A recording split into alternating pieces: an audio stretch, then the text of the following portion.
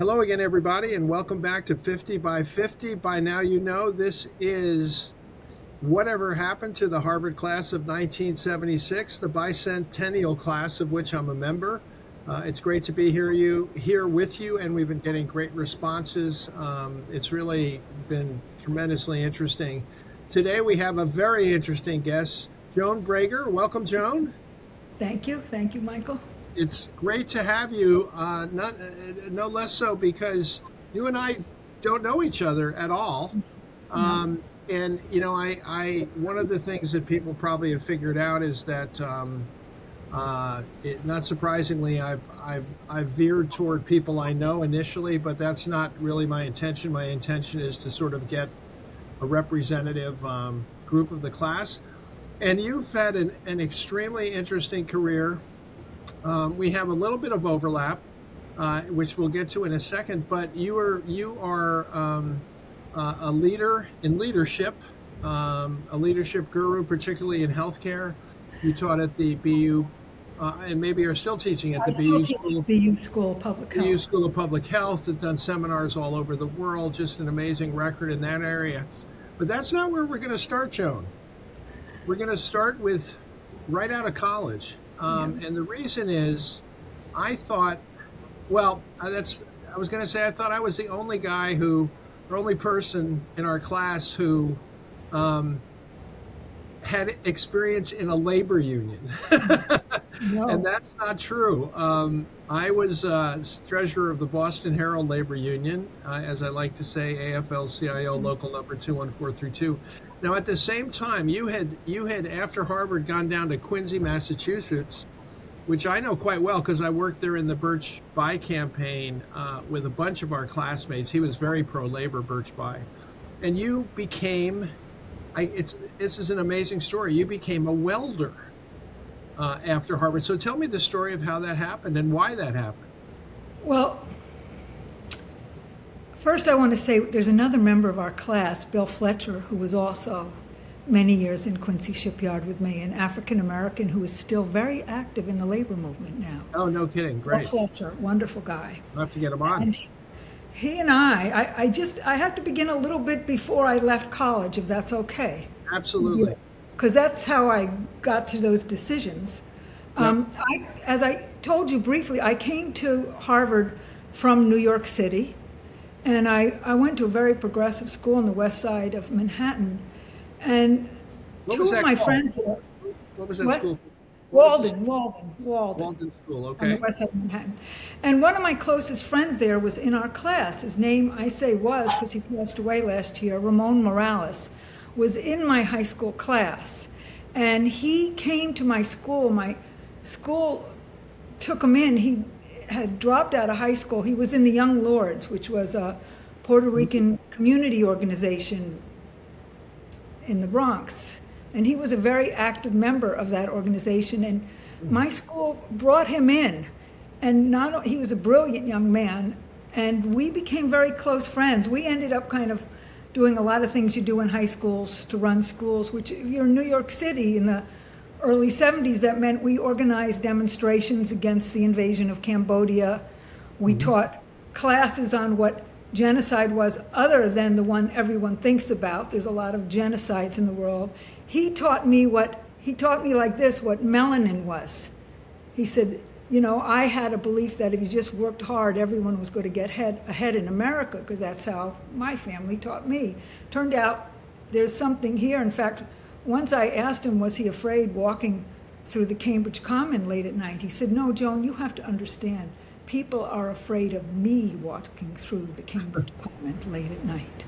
Interesting. So I got to go to Harvard with him as my closest friend, and I got to know most of the Puerto Ricans at Harvard. And the next year, we brought from my school also another activist who was African American. So I got to meet a lot of the Puerto Ricans and African Americans in our class, many of whom were towards the left. And also, I wanted to live up at Radcliffe, and I did, because all the older leftists who were seniors and juniors and sophomores, many of them, not all, but many of them had migrated up to Radcliffe, which was a sort of alternative to Harvard in some ways. it had its real shortcomings, but there were some very interesting people up there. So I met a whole lot of the left, not only at Harvard, but as the years went by in the Boston area as well. And I'll tell you, I took courses with every non-tenured leftist professor at Harvard. And they were in the anthropology department, they were in the English department. Wow. And here's the interesting thing. As soon as I take their course, they got dismissed. It went on like that for years. I honestly believe in the early 70s, you spoke of this before, but we thought Harvard was this very radical place. They took over University Hall, the SDS was very strong. By the time we got there, SDS had completely disappeared, as it had disappeared in many places, but more rapidly at Harvard. I think Harvard went out of its way, one, to sort out, not to hire professors with radical points of view, and also not to admit too many students with radical points of view. I think Did you know a woman named Mary Nolan, the professor of history? I think her name was Mary Nolan. I could be wrong, but she was a Marxist. I'll never forget her because she was one of the people who was in my orals in history, one of my judges. And the problem I had was she was a Marxist, and my thesis was called "The Making of an Anti-Communist." So, that was an interesting orals, I'll tell you. It's always a big topic. Now, it's fascinating to study that kind of stuff at Harvard, which is also, I say, a front row seat to some of the actual moneyed upper class in America. I just want to point out something that seems very ironic to me, that you and I and others on these podcasts in our class have complained about, we thought it was going to be left and it turned out to be very right. And yet Harvard and most universities have been criticized, and I think with some justification, maybe we can get into this later, for being so woke about things, for actually being so far left with no right, no conservative professors. So, and that's sort of the wrestling match that's going on as we speak. Yes. And today I'm a faculty member at Boston University, so I'm involved in this wrestling. Yes, of course. So do continue the story of. So I'm at Harvard, Radcliffe. I lived at Radcliffe for 2 years. The first year I had a single in Cabot. I was quite shocked because up at Radcliffe, people studied every night, and I had never seen that in my life. I didn't come from a prep school. I came from a school where people talked. We talked. We didn't study. We talked. So I was kind of shocked. I made friends mostly with upper class women and men, but a lot of women. And our second year, we sort of coming out of the women's movement, we asked the house, we were in South House, Marty Peretz was the master, and we got a floor just for women. There was a floor in North House for women, but we wanted a sort of floor that represented what we thought was the women's movement at that time. I also want to. Why did you want that? I mean, I think the whole trend. I don't even know why we wanted it. It wasn't, it turned out not to be great. We just thought, I don't know. I wasn't thrilled. I wasn't like thrilled with co-ed living, even though my undergraduate boyfriend was from the same floor as mine in Cabot. You get to meet people that way. Yeah, sure. I'll also say this by way of record. I got into Radcliffe. Everyone's got a reason why. Well, how did you do that? I didn't have those high boards. I came from a school where I didn't even know if I had grades or not. Honestly, they didn't talk about grades. All right, I'm just going to say this for the record. In 1971 in New York City, I had one of the first legal abortions in the United States of America. New York City legalized before Roe v. Wade in 72. The state legalized. So there were legal abortions. And did that radicalize you? Did that completely, because it was one very difficult experience with no support. There was no counseling, no education. There were very old, mean OBGYNs who did it. It was just awful. And so I was looking for support, and I saw that there was a women's conference at Stuyvesant High School, which was near my house, my apartment.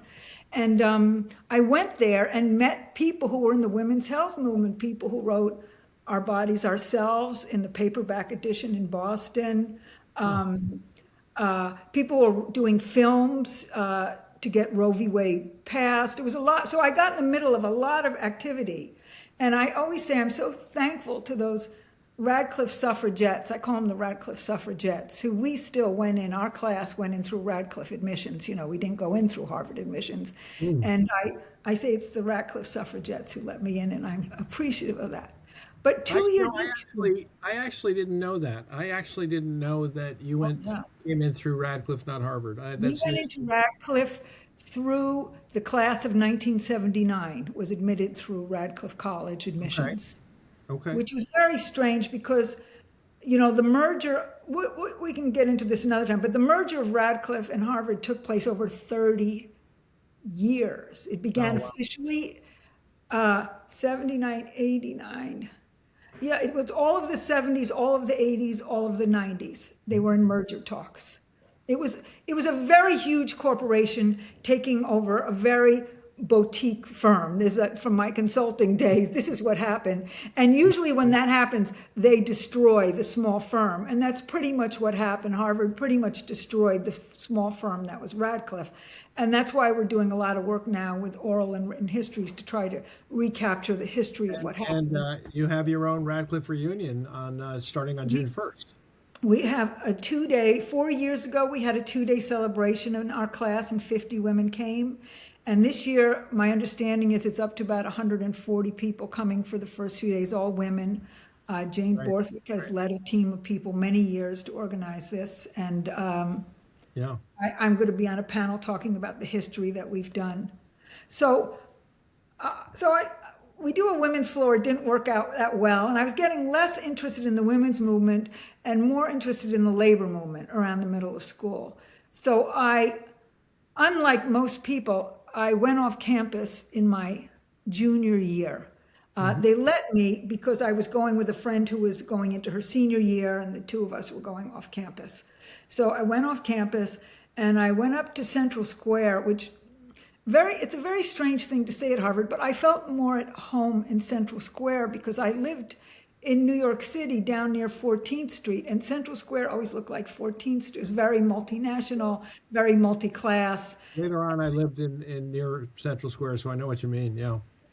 I felt there were people there. There were old people, young people, poor people, rich people. There was people there, and It I was a enjoyed that. pretty gritty place too, Central Square. Central Say it one Square, more time. not Harvard Square. Yeah. It's a what kind of place? Gritty. Oh yeah, it was very gritty, and I seem to like that for some reason. And then so I lived way down towards the river, and there was some community organizing going on there because that was a time when Harvard and MIT were closing in on Central Square, both in terms of commercial buildings and condominiums, and a lot of the working class people who owned homes there were getting squeezed out in this squeeze, and the neighborhood was in a big change. And I met a young man who was a MIT urban planning school dropout. He'd gone to graduate school there because he wanted to make a difference, but he was older than me. He was 4 or 5 years older than me, so he was definitely in the late 60s movement. He was getting more and more radicalized. And I met him, and he really taught me. He's the grandfather of my grandchildren. I'm very I was fond going of to him. say you married this guy, right? What was I his did name? marry him. We didn't stay married long, but he's a wonderful man and he's a wonderful father and grandfather. And he taught me how to do community organizing. What was his And then, name, Joan? What was his say it name? again. What was His his name name? is Steve Meacham, and he's quite famous. He's done a whole bunch of wonderful things on housing in the Boston area and nationwide, helping people stay in their homes. He's a very Okay. hard guy. So we were married all through our 20s, and we had 2 babies. And when I graduated from Harvard, Radcliffe, by the way, our diplomas say Harvard Radcliffe. They don't say Harvard only till 2000. Oh, is Okay? that right? And they're Okay. signed by the president of Radcliffe until 2000. Okay, just saying. And it was hard to get that Harvard diploma. It took about half a century before we got it. We were put in classrooms with men And I in took it for 19. granted. There you go. Yeah, no, we got put in classrooms with men in 1943 because of room shortages, because of the war. When the war was over, they couldn't remember why we should be pulled out. They left the women in the classrooms and gave us Radcliffe diplomas for another 30 years. Oh, geez. And were you married when you graduated? I threatened my father the second half of my senior year to get married and drop out. And he threatened me with something that was strong enough to have me not do that. And then I got married 6 months after. Of course, I have to ask what that was. What did He say? told me if I dropped out of college, he would never help me with tuition ever again in my life. I went, that's a pretty good threat. That kept me going. I was burnt out. I didn't want to do it. I was in history and science, which is actually a lovely department, but I didn't have enough. This is what I say. I ran out of words. I didn't have enough words to write a thesis. I just, when you're in these social science things, you write and write and write and write and write. I was like, after 4 years of 30-page papers, I had nothing left to say. And I begged them, please, I have to graduate. My father tells me I have to graduate. I have nothing left. And they were kind, and I graduated in what's called general studies, which is fine. Nobody knows what that is, but it means you didn't write your thesis. Everyone knows. So anyway, I graduate. The day after I graduate, my husband and I both apply down in, I think I did it before I graduated, Quincy shipyard, which is having a pretty big affirmative action program because they got some federal funding. So they were on a big campaign to hire women. And they hired about 100 women in a workforce of 5,000 people. Okay, so I got to stop you there. So you graduate with your Harvard Radcliffe degree. That's me. Which is, let's face it, a pretty coveted thing. Yes, sir. The world's your oyster, especially in Boston, right? And you decide to go work in a shipyard? And I have to add to your line, and my mother wept. and probably your father was not pleased. No, my father's really a wise guy. He thought, he never said a word. And he was a very conservative Republican. But obviously, you were probably in love, I'm guessing, and you had sort of made a commitment to your husband to be at that point. Would you have done it without him? No, I was the leader of that. Oh, you were? Okay. And he came with me. So I know Quincy, and I know how to pronounce Quincy, which is not Quincy. Quincy. So it's right at the end of the red line. What made you want to be a blue? I guess we were interested, blue collar worker. We were interested in the role. This is a really good question. We were interested in the role of industrial labor in the society.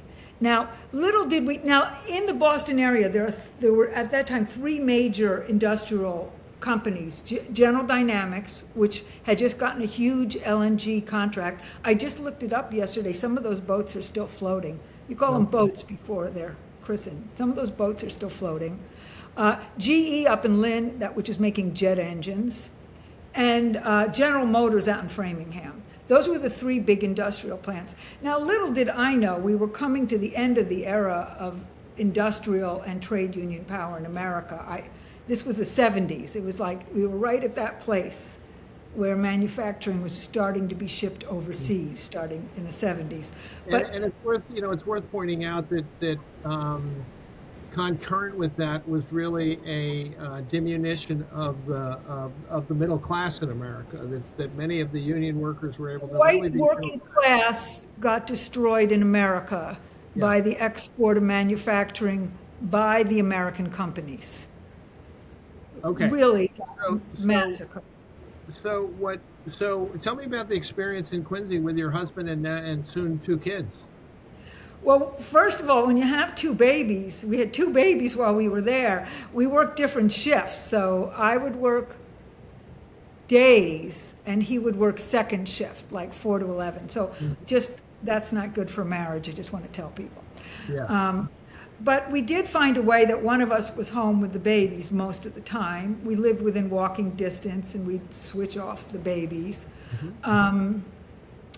The shipyard had some very antiquated union agreements that the union agreement actually read that they would cover for any disability except pregnancy related. It literally read like that. It was literally like an illegal union clause.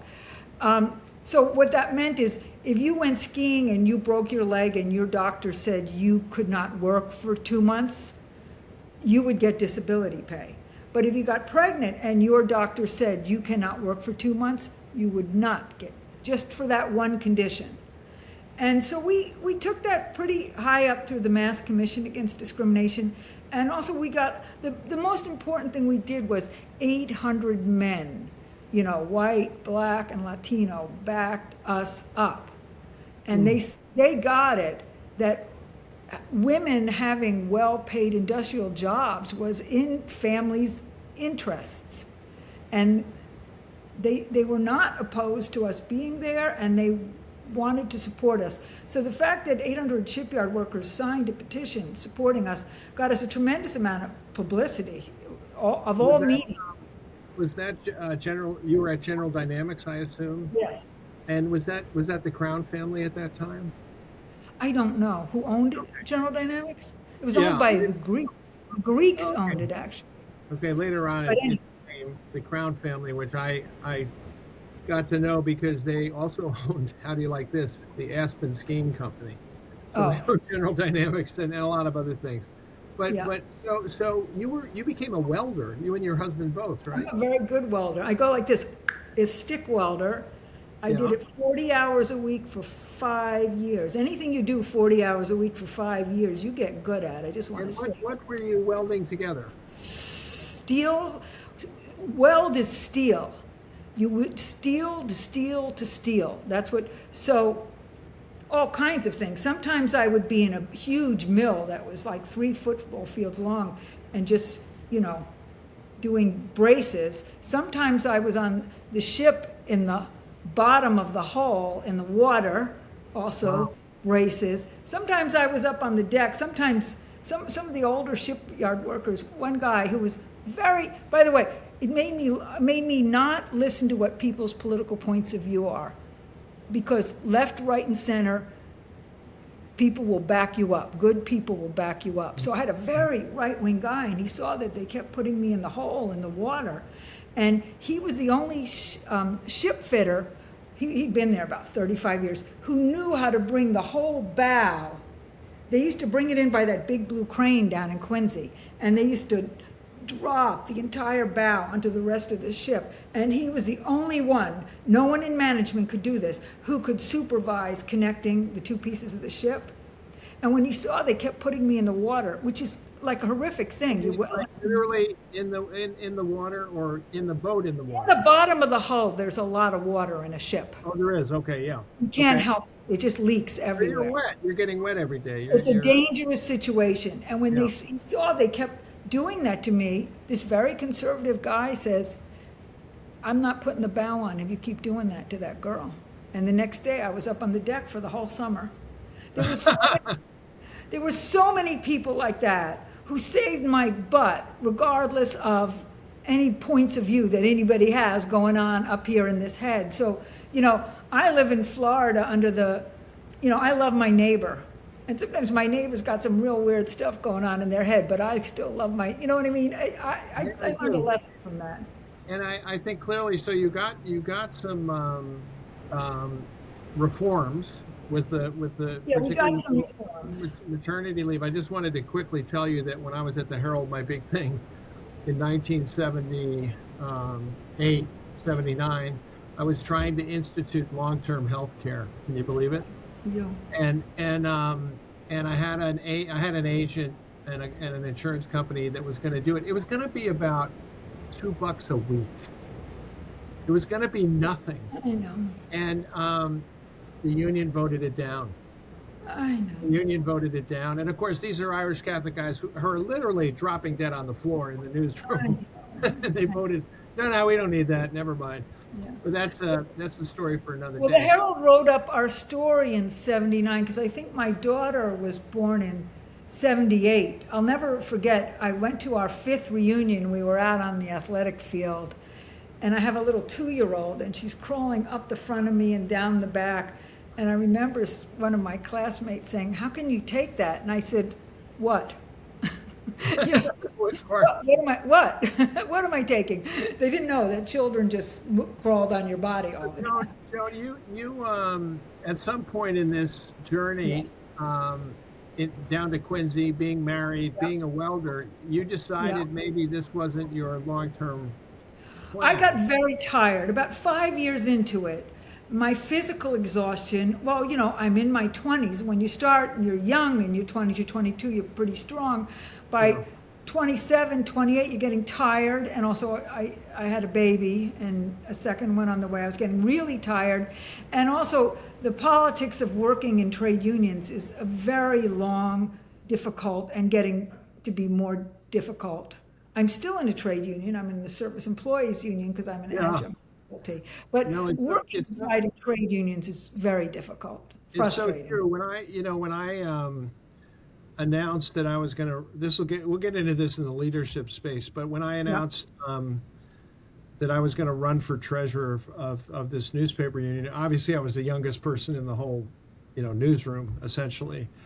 And so that was an issue. But initially I was running unopposed and the deadline passed. And guess what the powers that be did? They extended the deadline so someone could run against me. And fortunately I beat them. But there's a lot of powers that be that you have to deal with all the time. And it's a rough business. Even at a newspaper, it was kind of a rough business. So you're getting tired, and I think this is kind of a pattern with you, isn't it? Like when you got to the end of your senior year, you ran out of gas. You've been doing, you worked really hard, you ran out of gas, and so now you got 2 kids and a husband, and you're in Quincy, Massachusetts. So what's running through your mind at that point? My mother, who had literally, I don't want to speak bad, I love my mother very much, but she literally beaten me to death when I did this. And she spent every minute of her life telling me I had to go to graduate school. So I didn't, because she did that. So I had to sort of grow up myself. I was 7 years out of college when I said, I think I want to go to graduate school for myself. One, because I had left the shipyard. I was working at an agency in Quincy doing family planning education, and I was making $4.75 an hour, and I couldn't get a raise. And I once went in and talked to them and said, no, that's it. You're not getting a raise. That's it. And I have to tell you, one of the few times I pulled the card, I said, I went to Harvard. They went, we don't care. I said, all right, okay, never mind. Yeah. We'd like to keep you at $4.75 an hour. So I said, I need to go get a master's degree somewhere. And I was going to go to honestly, I was going to go to Bridgewater State. I was living on the South Shore. And my mother said, look, you're going to go to Bridgewater State and work hard, or you're going to go to Harvard and do the same amount of work. So I said, oh, she's right. So I applied to the master's in education at Harvard. I thought, I can get a job running a nonprofit somewhere. Mm-hmm. And as I said in the note I wrote to you, I had a good friend at Bureau of Study Council, who, by the way, I got to because he was a lovely man. Bill Perry, William Perry, been at Harvard a long time. He was a professor at the School of Education. He was a very aristocratic Boston Brahmin, always wore the bow tie, the whole Harvard thing. And I found out that some of my Puerto Rican friends were going to him for counseling because he was the most understanding person on the counseling staff. Can you imagine that? So I went and talked to him for 3 years. Anytime I thought I couldn't take it anymore, I'd go talk to him, and he'd just listen and be there. So 7 years after I graduate with 2 babies, I said, I think I need to go back to school. And he wrote me a reference to get to the ed school, which I loved, by the way. You were still married? My husband left me the day after I got the acceptance into the ed school. The day after. Isn't that a strange thing? Why? Because he was committed to being an organizer. How old am I? I'm 72. He's 76, going on 77. He's still on the streets of Jamaica Plain as an organizer. That was his life. He didn't want any money. He never wanted any money, and he didn't want to be in the middle class. He wanted to keep doing this. When you switch gears, you're sort of going from manual labor to intellectual labor, from blue collar to white collar. Did you feel any guilt about doing that? This is what I felt. One day I was sitting in the library at the ed school, which is a very beautiful, Gutman is a very beautiful modern library with great big plate glass windows, and it was snowing outside, and I was reading some philosophy, and I'll never forget, I wrote my father a note. I said, I am in the ultimate human luxury. It's freezing, snowing outside, and I am inside reading philosophy. Like, it doesn't get any better than that. Yeah. So no, I didn't feel guilty. I felt like, well, first of all, I spent 4, 5, 6 years just scrambling to get my head above water. So there wasn't any, I was trying to keep 2 children and myself alive. My parents helped me a little, but they're not wealthy people. They made sure I could pay an electric bill. They did things like that. Did you share custody with your husband at that point? Absolutely. I gave him joint physical, which was perfect because I had 2 days a week where I could focus on school. I see. Okay. So it was really a blessing that he And was. when you went to school, when you went to the School of Public Health, you mentioned you thought you might run a nonprofit, but once you got in there and you started studying, what kind of vistas opened up to you? Okay, so I was in the Graduate School of Education, the Ed School, and I asked a friend of mine, what's a great course to take? She said, go down to Kennedy School. Guys teaching leadership there, and it's mind-blowing. So I went down to Kennedy School, which there are a lot of mid-career. They have a mid-career MPA there. Some people who are the mayor of their town, the state rep, in the Korean embassy, like really interesting people, and they'd put us in small groups. And I learned leadership in '83 from a guy named Ronald Heifetz, who's gone on to, quite a lot of fame in that field. And it was a very interactive, psychological kind of, confronting kind of leadership development. And I said, wow, I want to keep doing this. So I applied to stay on for the doctorate, and I was very fortunate. I got to stay on 5 more years and study leadership. So I wanted to ask, so you're not the only leadership guru in our class, right? Jeff Sonnenfeld? I talked to Jeff about that. He's a different end of it, but I'll tell you. Yeah. That's what I wanted to, we'll get to that. But tell me, so you're attracted to the leadership field, and I'm guessing, at least in part, it's because you're clearly a leader. You were leading this movement. It helped me make sense of what I had been doing. It was a framing where when you do it deeply, like where did you fail? What identity were you having that fell apart? They dig really deep into what happened, and that was the first framing that helped me make sense of those years of both community and labor organizing. What was I doing? Why did it work? Why did it fail? How did you answer the question as to how it failed? Oh my God. That is one of the few papers I held on to for about 25 years. I don't think I move a lot, so I don't think I have it. Well, answering it now, I think I got stuck in a paradigm that wasn't sustainable. I thought the labor movement was going to be more influential in America than it turned out to be. You got it at its nadir, I guess. Yeah. It was starting to falter, and it's still faltering. It's still the numbers are terrible. But so you got out, I would say, in retrospect, very wisely and with good timing, at a time when leadership in the corporate world in particular is starting to matter. It turned into a $1 billion business overnight, and I went up in those days in the Harvard Career Office. They had a Rolodex of graduates who would talk to job seekers. So I did that. I used that very effectively after I graduated. I'm sure it's still there. Well, it's not in a Rolodex, but yes. Not in a Rolodex, but it's for example, I spoke to this very successful cable television CEO, and he could not have been nicer. He was lovely. And I spoke to a bunch of media people, which otherwise I never would have gotten within 100 yards, So that's a resource. In What Color Is My Parachute, there's some exercise like they take you through all fantasy, imagining things. Imagine you were going to pull out all the stops. What would you do? I said, I'd use my Harvard connections. That's what I'd do if I pulled out all the stops. Yeah. So I got an informational interview with a guy who became a good friend of mine who worked for something called Forum Corporation, which was run by 3 Harvard MBAs, which was doing training in the Fortune 500 companies. And I got in there and I got into their research department, and very fortuitously, I got to do the research that defined what they were going to teach to managers in these companies. Like, what are the practices that we had statistical studies, what do high performers do at a higher rate, but I had to do the hypothesis in the model. And after I had that for a year, by the way, I left because I'd run out of money. So I left Harvard. I didn't have my thesis written. But I'm a very committed person. I said, I'm going to leave, but I'm not walking out on this doctorate.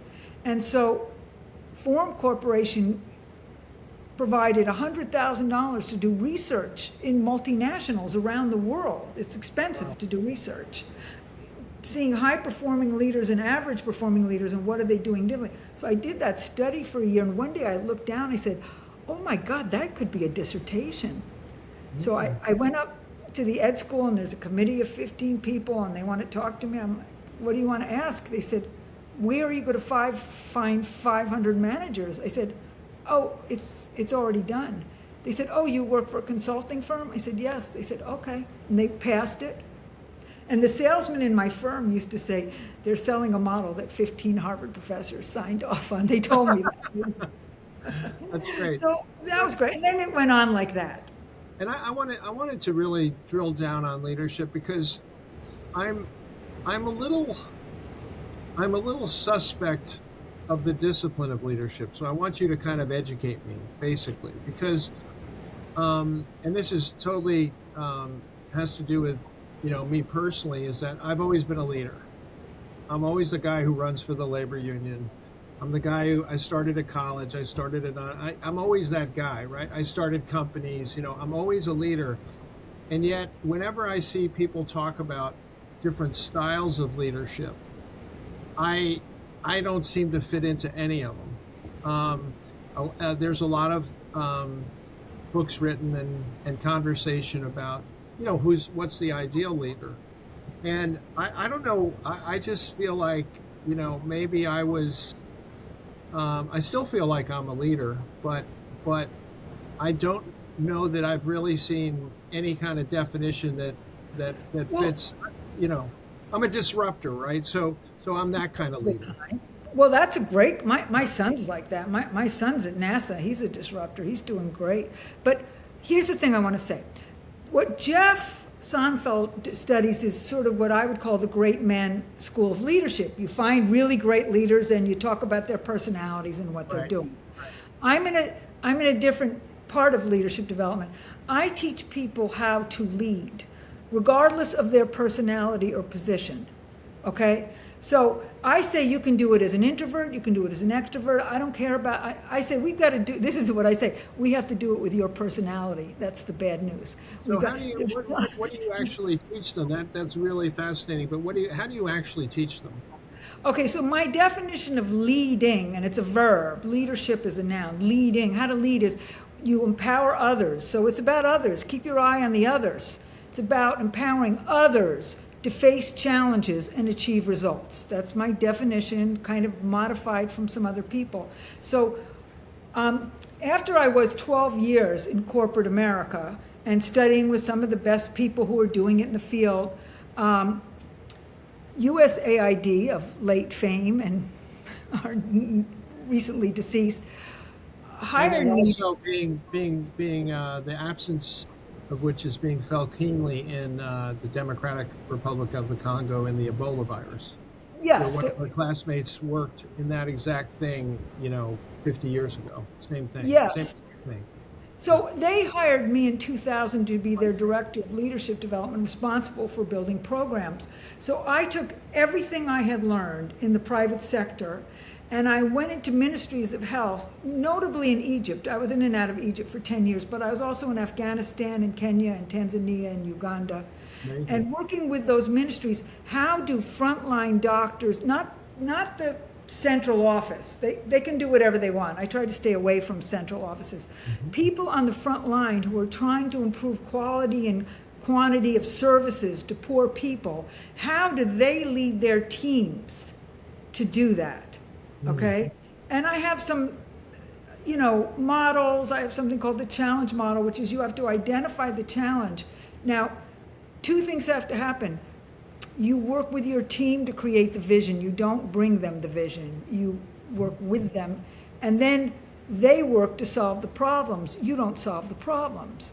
And if you put those two pieces in, that people are already enrolled in what they're, like, what is our dream? We want all the women in this town to have access to family planning. And then we do some quality tools. What are the obstacles?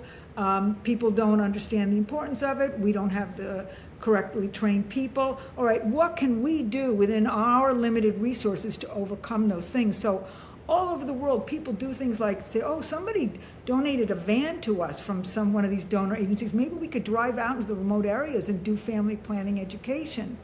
So this model, which is kind of a combination of mission, vision, leadership stuff in simple language, we wrote it out so that managers in the health system could teach it, because I can't. It got to 80 countries. We have hundreds of facilitators, but mostly managers inside ministries. So, and then you gave them simple quality tools. What's the root cause? What's the reason? Why is this happening? And you wrote books and published these programs, and they were widely accepted. How many people do you think you affected with those on the leadership level in all those years? Well, I know in Afghanistan it was a third of the health workers, because the U.S. had a third, the UN had a third, and I forget who had a third, but a third of the health workers in Afghanistan affected. In Egypt, thousands. In fact, I just read an article a couple weeks ago that one of the doctors I trained is still doing it, and he's inviting me back 25 years later to see what they're doing. I know it got to 80 countries. I know CDC adopted it 2 years ago to train institutes of public health in the developing world, because there was a devastation in the developing world after the pandemic. So it made a difference. Why healthcare? I mean, you could have gone in a lot of directions. Why was healthcare your direction? Well, they hired me. Someone said in one of your interviews, if you're in the music business and someone gives you something for pay that has to do with music, say yes. Yeah, So, that's Robert Kraft, and that was my philosophy as a consultant too. I never turned it down. I never turned a job down. So I was an independent at that time. I had 2 long contracts, one with Mellon Bank and one with Equitable Insurance, which were really fun projects, but after a year they ended. I did a leadership development program, I did some coaching, it ended. And I was sitting at home and someone called me up and said, you want to do leadership in women's health? I said, yeah, that's what I care about. I care about leadership, that's what I care about, so yes. And then that opened up the door to going around the world. Yeah, that's incredible. That's an incredible career. It was fun, I was so blessed. Yeah, how do you feel all of that travel, consulting, thinking was informed by what you did in Quincy as a welder? Most of it. How so? Well, first of all, if you are going to do labor organizing, you have to be sure that your speaking is very clear, that there's no question about what you're saying. You don't say there's no ambiguity about what you're saying. You say there's no question about what you're saying. Everything is clear. And so when I set out to do a health program that was going to, go across many languages, I had it scrubbed. There was a program, scrubbed it to a 5th grade level of English. So we weren't using any big words. We don't want to lose anyone. We want to teach leadership without losing anybody. So kind of communicating the message in the simplest way possible, right? Yes. And well, you've actually, I now understand why I was never, maybe why I wasn't a better leader, because I was not the kind of leader you described. I was more the leader who said, come on, we're going this way. And then, usually people would follow, but only to an extent. Eventually, I think you're right. They have to own it. They have to have ownership of it, right? Yes, that's what I found. I learned it from my father, and to a great extent. My dad was in ROTC during World War II. He was in engineering school. They pulled him out of Newark College of Engineering. They put him into Cornell Engineering, and then they put him in a submarine at the bottom of the Pacific when he was 21 years old with a slide rule, trying to get the hell out of there, trying to get up from the bottom of the ocean. And Did that have anything to do with why you ended up working on boats? No, I'm sure of that. I don't like submarines at all. Just a They're terrible. coincidence. But he taught me, my dad taught me, you don't manage people, you lead them. And that's why he never criticized me the entire time I was a welder or a labor organizer. He just thought I was going to learn for myself what I wanted to do. And he was right. And And he he's was right. right. He didn't manage me. And so I took what he taught me and tried to teach it to other people. So Joan, what are you doing now? You mentioned you're in Sarasota when Yes. we were chatting. Beautiful And Sarasota. I think, did you say semi-retired? I know, and regrets. I know that your second husband died recently. That had to be very Yes. tough in Yes. 2024. It sounded like you Yeah, were. he died, and then we had three hurricanes. He died before we had a hurricane. We evacuated. Our place got destroyed. It took 2 years to rebuild. And during that time, he had a slow moving cancer that he'd gotten originally. He was in Vietnam on the ground in the Air Force. And he had, like everybody else on the ground, Agent Orange infected, poisoned him.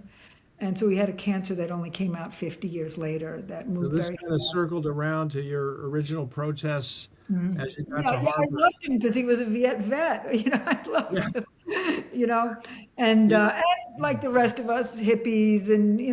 counterculture, the whole thing. But Vietnam vets, have it's particularly difficult for them because when they came back, as you remember, as I remember, they were vilified People were bad to them. People and they were were bad, spat which upon was crazy. literally. Yeah, and Which was, blamed for I never wars. thought that was right. Like, why would you blame soldiers of a war? How could Yeah, you it seems blame? terrible. But the result was that, and I worked with vets out in Colorado. The result was that you would not necessarily even know a person had been a vet from Vietnam, and then you'd find out 20 years later it would come up, and then the floodgates would tend to open. But I'm very curious about what you're, as a semi-retired professor, I guess we'll call you. What are you looking forward to now? Well, how do you want to be spending your time? You have flexibility. You probably have some options. Well, I love having time and flexibility because I'm starting to, it's like kind of a joy. It's like I'm starting to find out what I'm interested in. I'm very interested in women in this chapter of life and what's happening to us if we're healthy and not impoverished. If you're not healthy and impoverished, it's another story. But if you are healthy and you have some access to staying alive without working, which I do, it's very interesting. The place where I live, we have a university in the winter for 3 months, and people teach. I just took a course on Buddhism, which is really interesting. I meditate. I'm quite a yoga practitioner. I do meditate every day. I study the texts, so I'm deepening my spiritual tradition. Plus, I have a community of people here. I'm very interested. I think I'm going to teach a course next winter here on reclaiming our lives in this chapter. It's why I got interested in the Radcliffe stuff and the organizing too. What are we doing? Semi-retired doesn't really, there's been a million words, renewment, third chapter, all this stuff. But the truth is if we're fortunate, we might have an extra decade of healthy life Right. that's not infirm and is not, we're post-career, post-child rearing. It's a great time. And what are we Yes. going to do? So you're gonna, and you have written a book also about falling in love with your husband later Yeah. in life. I guess you were 62 when you married, Yep. so I about will. 10 years ago.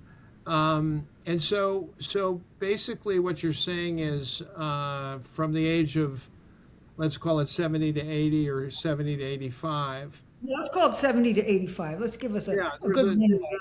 I'm hoping to get to 85. We'll go for Um, 85.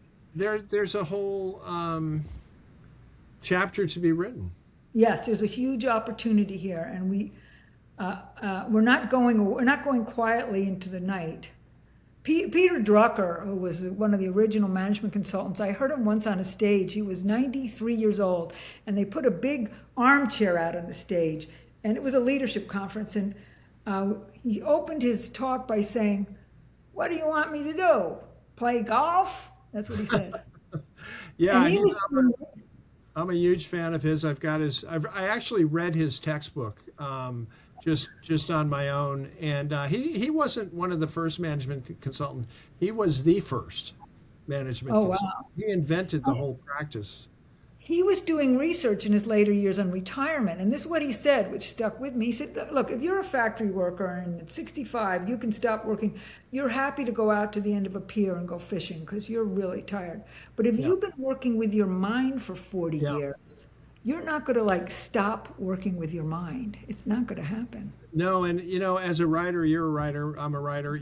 As a writer, you have this good luck of being able to just keep writing. There's nothing to stop you as long as you're healthy. And that's the to me that's the gift that keeps on giving to me every single day. Talking, I mentor students. I'm an official mentor of emerging women leaders at Boston University, but I mentor a lot of people informally, and I coach people on specific things. If they want to face challenges and achieve results, I can coach people on how to do that as well. So last thing here, I want to ask you as an expert in leadership, now focusing in on women, essentially women in, let's call it women in retirement. Yeah. Now we know, you stop me if I'm wrong, but we know statistically that, like yourself, women are more likely to be alone, right? Because husbands are more likely. You guys die first. We die first, or we used to. I think we still do.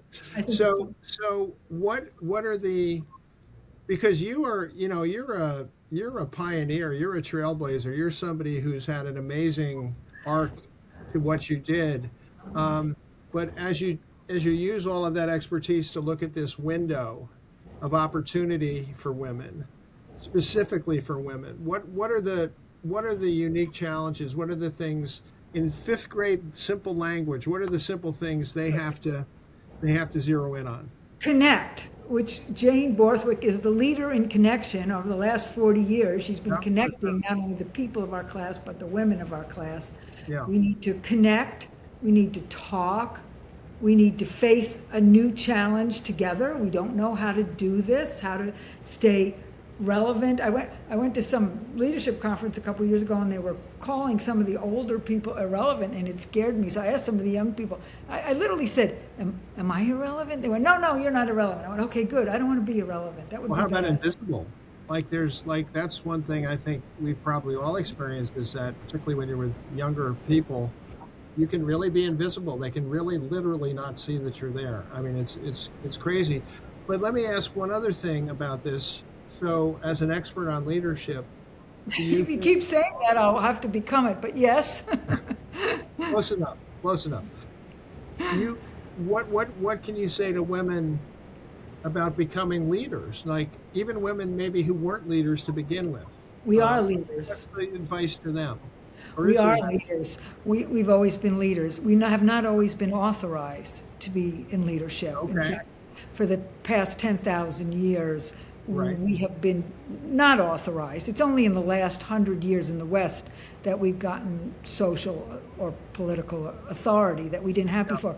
But we have always led, and we have to not forget how we did lead, which was in our connections with other people, in our knowing deeply what needed to be done, in our ability to communicate well. We've always, and we will continue to lead. There's no question about it. Well, Joan, it's been great to get to know you. We have a lot in common, but you've achieved, just amazing stuff.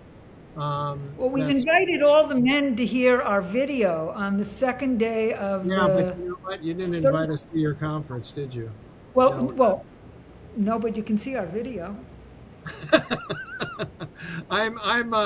I'm glad you're doing it on your own, actually, but I can't help but poke a little fun. Oh, you'd love to be a fly in the wall on this one. I'm telling you. I've said that. Oh, but respect to you all for doing it, and guys, we couldn't do it. We couldn't get together. It just turned into a bunch of crap, So I know that you're going to have meaningful conversations, and I welcome that. But thank you so much for your time and for what you've done, and thanks, Michael.